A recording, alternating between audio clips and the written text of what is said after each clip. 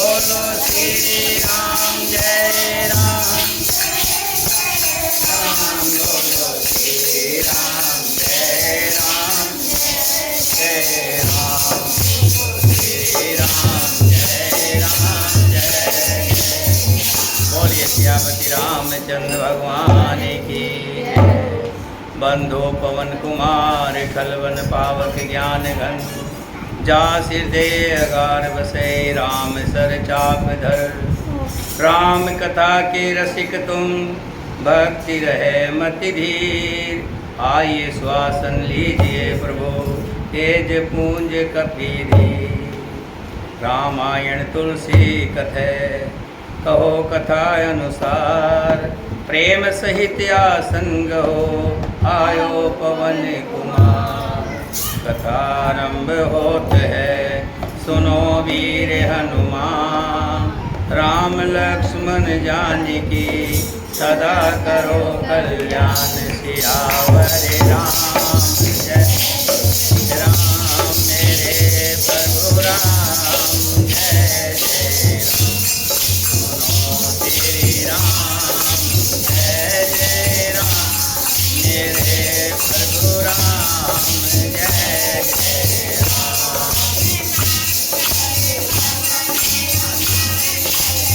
हरि करहु तो दशरथ श्री राम जय राम बोलो श्री राम। दीन दयाल रघुनाथ मम श्री राम जय राम बोलो श्री राम जय राम। राजा करोड़ों प्रकार से बहुत तरह से रानी को समझाया, कैकेयी को समझाया कि तू क्यों सर्वनाश कर रही है। फिर देखा जब समझाने के बावजूद भी कैकेयी के कोई असर नहीं हुआ तो राजा पृथ्वी पर गिर पड़े। पर कपट करने में चतुर कैकेयी कुछ बोलती नहीं, मानो मौन होकर मसान जगा रही हो। शमशान में बैठकर मानो प्रेम मंत्र सिद्ध कर रही हो। राम राम रट विकल भुआलो जन बिन पंख विहंग बेहालो। हृदय मनावे भोर जन होई राम ही जाय कह जन कोई। राजा राम राम रट रहे हैं और ऐसे व्याकुल हैं जैसे कोई पक्षी पंख के बिना बेहाल हो। वे अपने हृदय में मनाते हैं कि सवेरा ना हो और कोई जाकर श्री रामचंद्र जी से ये बात बता ना दे, कह ना दे। उदय करो जन रवि रघुकुल गुर अवध विलोक सोल होए जोर। हे रघुकुल के गुरु, हे हमारे बड़ेरे मूल पुरुष सूर्य भगवान, आप अपना उदय ना करें। अयोध्या को बेहाल देखकर आपके हृदय में बड़ी पीड़ा होगी। राजा की प्रीति और कैकेयी की निष्ठुरता दोनों को ब्रह्मा ने सीमा तक रचकर बनाया है। अर्थात राजा प्रेम की सीमा है और कैकेयी इष्ट में निष्ठुरता की सीमा लग रही है। विलाप करते करते राजा को सवेरा हो गया। राजद्वार पर वीणा बांसुरी शंख की ध्वनि होने लगी। भाट लोग विद्रावली पढ़ रहे हैं और गवैये गुणों का गान कर रहे हैं और जिनको सुनकर राजा को ऐसे लग रहे हैं जैसे बाण लग रहे हो। मंगल सके सुहावन कैसे सहगामनी भूषण जैसे। राजा को सब मंगल साज कैसे लग रहे हैं जैसे किसी का पति मर जाए और उसके साथ सती होने वाली स्त्री को कोई कहे कि तुम्हें आभूषण पहना दिए जाए तो उसको जैसे आभूषण लगते हैं सती होने वाली पत्नी को, ऐसे ही आज राजा को गाने वाले, जो बजाने वाले, मंगल गीत गाने वाले आ रहे हैं, वो ऐसे ही लग रहे हैं। द्वार भीर सेवक सचिव कहें उदत रवि देख, जाग अजो ने अवधपति कारण कवन विशेष सियावर। मेरे प्रभु राम जय जय राम, श्री राम जय जय राम, मेरे प्रभु राम जय जय राम। मंगल भवन अमंगल हारी, करहु तो दशरथ अजर बिहारी। श्री राम जय राम जय जय राम, बोलो।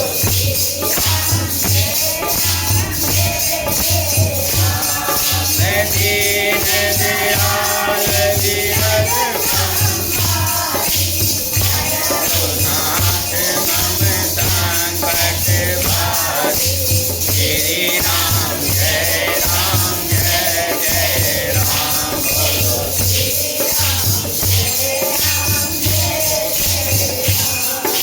राजद्वार पर मंत्री और सेवकों की भीड़ लगी है। वे सब सूर्य को उदा हुआ देखकर कहते हैं, ऐसा कौन सा विशेष कारण है कि आज अवधपति अभी तक नहीं जागे। नहीं तो राजा सुबह सूर्य निकलने से पहले ही जाग जाया करते थे। आज क्या कारण है? राजा नित्य ही रात के पिछले पहर जाग जाया करते थे, किंतु आज हमें बड़ा आश्चर्य हो रहा है। सुमंत जी से पूछते हैं कि हे सुमंत, जाओ जाकर राजा को जगाओ, उनकी आज्ञा पाकर हम सब आगे के काम करें। तब सुमंत राजमहल के अंदर गए, पर महल को देख कर के डर गए। महल का हाल भयानक था, मानो दौड़कर काट खाएगा। उसकी ओर देखा भी नहीं जा रहा, मानो विपत्ति और विषाद ने वहाँ डेरा डाल रखा हो। पूछने पर कोई जवाब नहीं देता, सब शांति, चुप है सब। वे सब महल में गए जहाँ राजा और कैकेयी थे। जय जीव कहकर सिर नवाकर वंदना करके बैठे, और राजा की दशा देखकर तो वो सूख गए। क्या देखा कि राजा सोच से व्याकुल हैं, चेहरे का रंग उड़ गया है, जमीन पर ऐसे पड़े हैं मानो कमल जड़ छोड़कर मुरझा पड़ा हो। मंत्री मारे डर के कुछ पूछ नहीं सकते। तब अशुभ से भरी हुई और शुभ से विहीन कैकेयी खुद ही बोल पड़ी, परन राज है नींद निशी, हेत न जान जगदीश, राम राम रट भोर किए, कहे न मरम महेश। राजा को रात भर नींद नहीं आई। इसका कारण जगदीश्वर ही जाने, भगवान जाने। इन्होंने बस एक ही रट लगा रखी है, राम राम, और राम राम करते करते ही सवेरा हो गया, परंतु इसका भेद राजा कुछ भी नहीं बतलाते। आनो राम ही बेग बुलाई, समाचार तब पूछो आई। ये सुमंत जी तुम जल्दी जाओ और तब आकर समाचार पूछना, राम जी को बुला लाओ। राजा का रुख जानकर सुमंत जी चले, समझ गए कि रानी ने कुछ कुचाल चली है। सोच विकल मग परे न पाऊँ, राम ही बोल कहे कराओ। पुरधर धीरज गए दुआरे, पूछें सकल देख मन मारे। सुमंत सोच से व्याकुल है, रास्ते पर पैर नहीं पड़ रहा, आगे चलने के लिए पैर नहीं अब उठ रहा आगे के लिए। सोचते हैं राम जी को बुलाकर राजा क्या कहेंगे। इसी तरह हृदय में धीरज धरकर वो द्वार पर गए। सब लोग उनको मन मारे उदास देखकर पूछने लगे कि राजा क्या क्या हुआ, राजा क्यों नहीं उठे आज, क्या बात है। सब लोगों का समाधान करके किसी तरह समझा बुझाकर सुमंत जी वहाँ गए जहाँ सूर्य कुल के तिलक श्री रामचंद्र जी थे। श्री रामचंद्र जी ने सुमंत को आते देखा तो पिता के समान समझकर उनके पैर छूकर आदर सत्कार किया।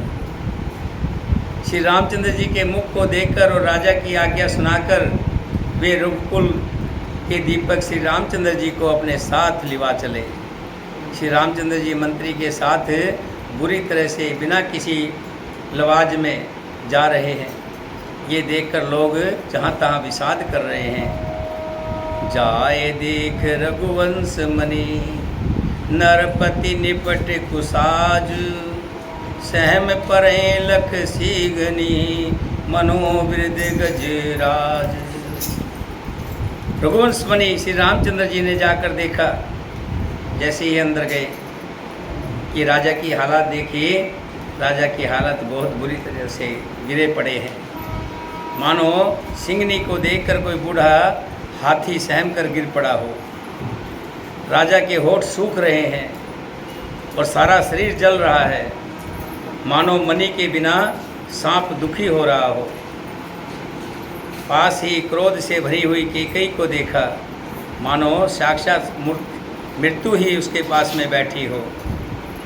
राजा के जीवन की अंतिम घड़ियां मानो गिन रही हो। श्री रामचंद्र जी का स्वभाव कोमल और करुणामय है। उन्होंने अपने जीवन में पहली बार दुख देखा है। उससे पहले उन्होंने कभी दुख से वास्ता पड़ा ही नहीं। इससे पहले कभी उन्होंने दुख सुना भी नहीं था। तो भी समय का विचार करके हृदय में धीरज करके उन्होंने मीठे वचनों से माता कैकेयी से पूछा, मोए कहो मात तात दुख कारण करो जतन जय होए निवारण। हे माता, मुझे पिताजी के दुख का कारण कहो।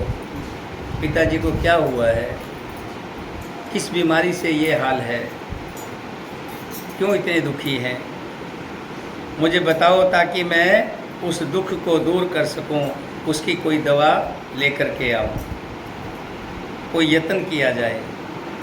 कैकेयी कहती है, सुनो राम सब कारण एहु राज ही तुम पर बहुत स्नेहु। हे राम, सुनो सारा कारण यही है कि राजा का तुम पर बहुत स्नेह है। इन्होंने मुझे 2 वचन देने को कहा था, मुझे जो कुछ अच्छा लगा वही मैंने मांग लिया।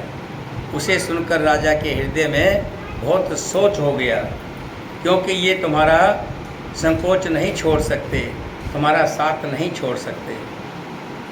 इधर तो पुत्र का संदेह है, पुत्र से प्रेम है, और उधर वचन की प्रतिज्ञा है।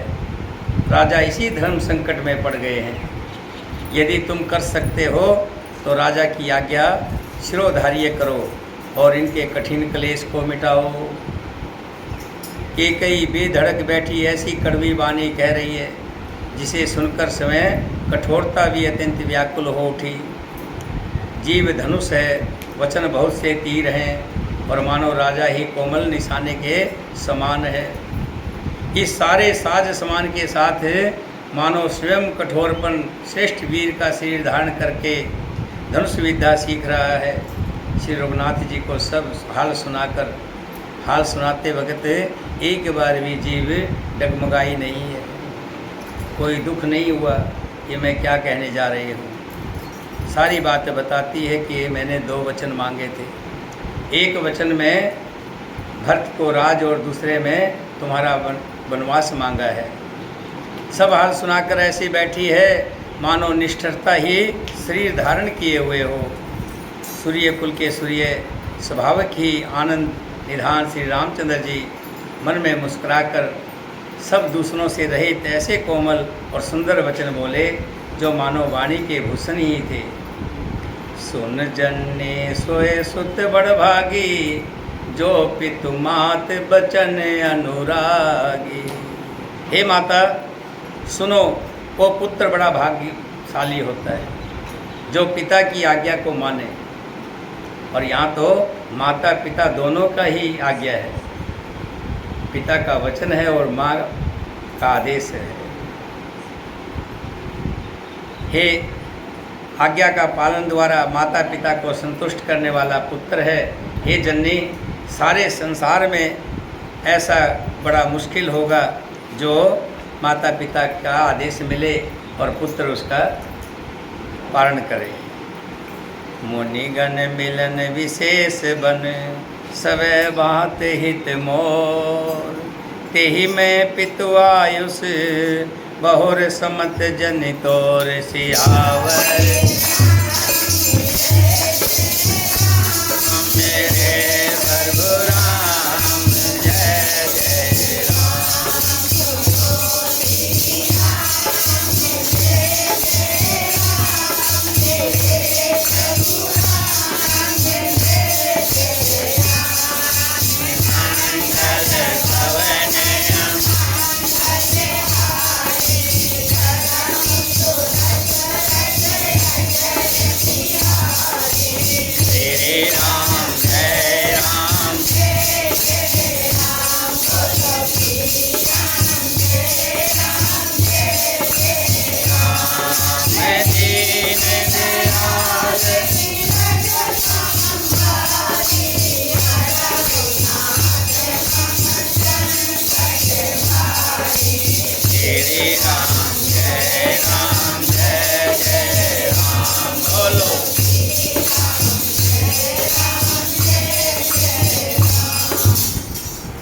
श्री रामचंद्र जी कहते हैं कि माते, ये तो आपने मुझे बहुत सुंदर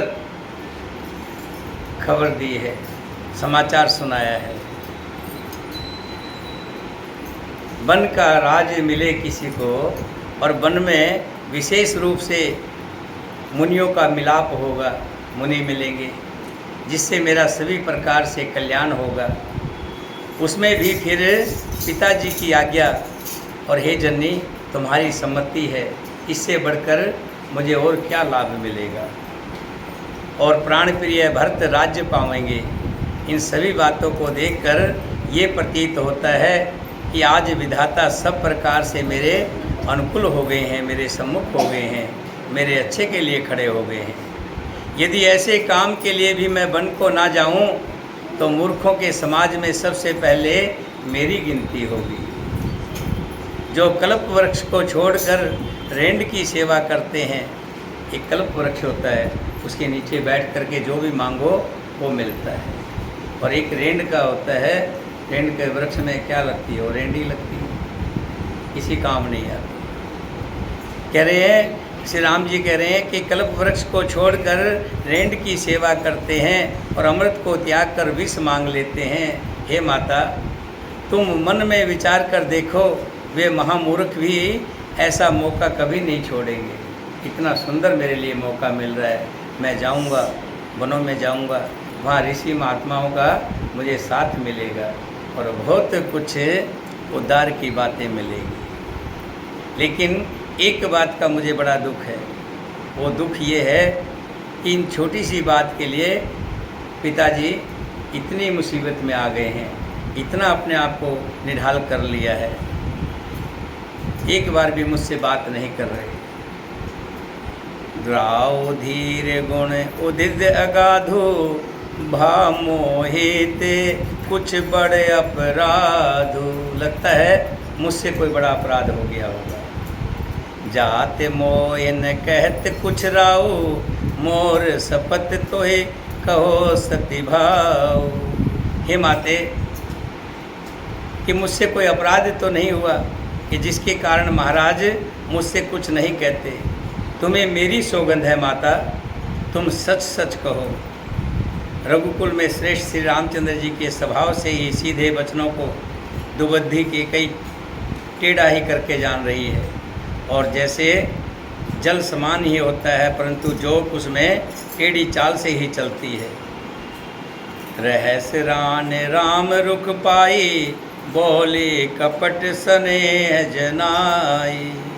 सपत तुम्हारे भरत के आना, हेत न दूसर में कुछ जाना। रानी कैकेयी श्री रामचंद्र जी का रुख पाकर कि राम जी खुद वनवास जाने के लिए तैयार है। हर्षित हो गई और कपटपूर्ण स्नेह दिखाकर बोली, तुम्हारी शपथ और भरत की सौगंध है, मुझे राजा के दुख का कोई दूसरा कारण नहीं है। तुम अपराध जोग नहीं ताता, जननी जनक बंधु सुखदाता। राम सत्य सब जो कुछ कहूँ, तुम पितु मात बचन रत एहु। हे तात, तुम अपराध के योग्य नहीं हो। तुमसे माता पिता का अपराध बन पड़े, ये संभव हो ही नहीं सकता। आप किसी का अपराध नहीं कर सकते। माता पिता की तो बात बहुत बड़ी है। तुम तो माता पिता और भाइयों को सुख देने वाले हो। हे राम, तुम जो कुछ कह रहे हो सब सत्य है। तुम पिता माता के वचनों के पालन में तत्पर हो। मैं तुम्हारी बलिहारी जाती हूँ। तुम पिता को समझाकर वही बात कहो जिससे चौथेपन बुढ़ापे में उनका अपयश ना हो। जिस पुण्य ने इनको तुम जैसे पुत्र दिए हैं, उसका निरादर करना उचित नहीं है।